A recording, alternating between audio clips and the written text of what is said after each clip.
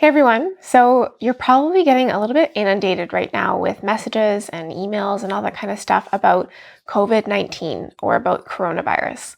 But we thought that it was important to kind of add into this conversation a little bit in terms of the implications and what it means for people who are living with a mental illness like schizophrenia. Now, first, we want to start off by saying that a little disclaimer about the title that there's no relation between schizophrenia and COVID-19. We are simply talking about the implications that it may have on this population. So the first thing that we want to touch on is that I know personally firsthand how hard it can be to differentiate between what is real and founded paranoia about a situation that's happening and what is more illness driven and what is illness driven paranoia. And it can be really hard to differentiate between these two, especially when there is a global pandemic going on where there is lots of cause for paranoia, and it's hard not to spiral into more of the schizophrenia-induced paranoia. But I just want to encourage you to try to be as self-reflective during this period as possible in terms of getting some perspective on what is founded real paranoia and what is your illness exacerbating it.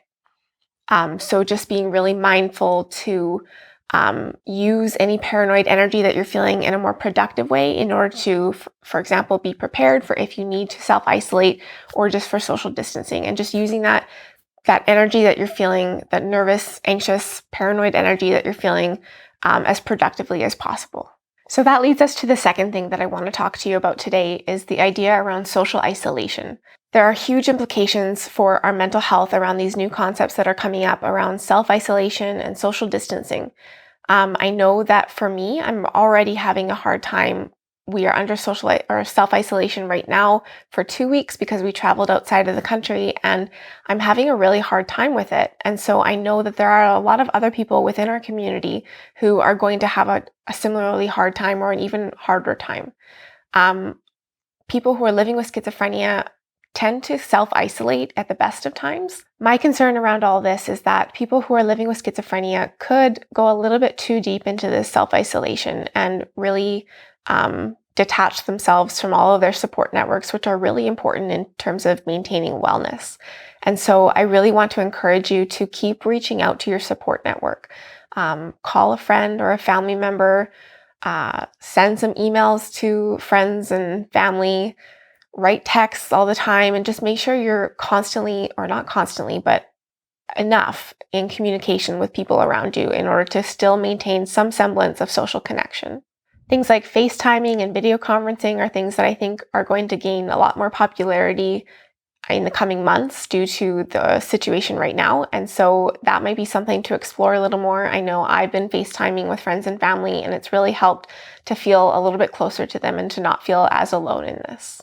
Something else that kind of goes with the self-isolation is just generally being less active because you're stuck in your house. And so I think it's really important to still be as active as possible. If you have some sort of exercise equipment at home, that's great. If not, maybe you can try some yoga on your floor or something like that, some sort of video from YouTube about exercises you can do at home.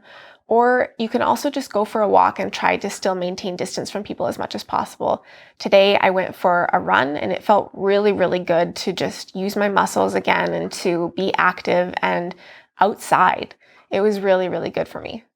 Another concern with the social isolation is a lack of access to healthcare providers and therapy. So if you are, I know myself, my therapist right now is kind of looking at going to more online therapy and doing like video calling or that sort of thing because they're afraid of the spread of the virus. And so I think that a lot of people are going to be moving more towards these mediums. And so it might be a great time to check out one of the existing online therapy models. So BetterHelp is one that I know of and that I've tried myself, and it's been great. We have a link in the description below to the BetterHelp website if you want to take a look at that and maybe sign up. It's an option for sure. Along that same vein of not having as much access to healthcare professionals or therapists is the concern around there being increased cuts to budgets for mental health, because in an effort to reallocate the money, the healthcare money, to fighting COVID and to increasing the healthcare's capacity for COVID-19. And so that is definitely a fear of mine, that there's going to be just generally less funding in mental health, which is already kind of underfunded. And so I think that it's an opportunity to really be mindful of keeping well so as not to need the hospital or healthcare resources as much as possible. So really upping your self-care is going to be really important in the next few months, as well as self-advocacy to make sure that you are still getting enough access to healthcare professionals and to medical support. One thing that I recommended in my recent post was making sure that you have enough medication on hand for if you need to self-isolate or for if you just want to avoid going out in public to get medication.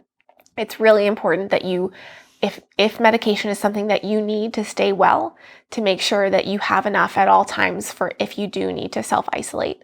Now, we're not recommending that you go and stockpile medication, because I know that there are some obvious problems or dangers with that. And I don't even know if the pharmacy would allow you to do that, but just to make sure that you have enough on hand for the next 2 weeks or so. So I just want to end off by saying that it's hard to not feel anxious or scared about the state of the world right now. And I get that, because I'm feeling it too. And I also want to acknowledge the fact that this is a really stressful situation for everyone right now. And stress is a major trigger for a lot of people who are living with schizophrenia. So if you need to just take some time to yourself to just get some perspective and just self-care as much as possible, make sure you're working on all the basics of self-care, like getting enough sleep, getting proper nutrition, getting some activity in, and maintaining social connections. I think that if you can keep up those main pillars of self-care, that will go a long way in terms of reducing some of the stress that we're all feeling. I also really want to reiterate the idea of reaching out in order to combat some of the loneliness felt around self-isolation. So if you are somebody who's living with schizophrenia, make sure you are reaching out to your loved ones and to your support team. And likewise, if you know somebody in your life who has schizophrenia, make sure you are reaching out to them. Just check in to see how they're doing, see if they're okay, see if they need any help with how they're feeling or need any help with anything else. And I mean, I think this goes beyond people who have schizophrenia. So if you are a person in the world right now, reach out to those around you. I've addressed kind of some of the negative aspects or potentially negative consequences of self-isolation and social distancing, but I just want to reiterate that it is so important that we are doing this as a collective in order to flatten the curve and help the world have a fighting chance of beating COVID-19. So with that, I want to wish you and your loved ones good health as always, and take care. Bye.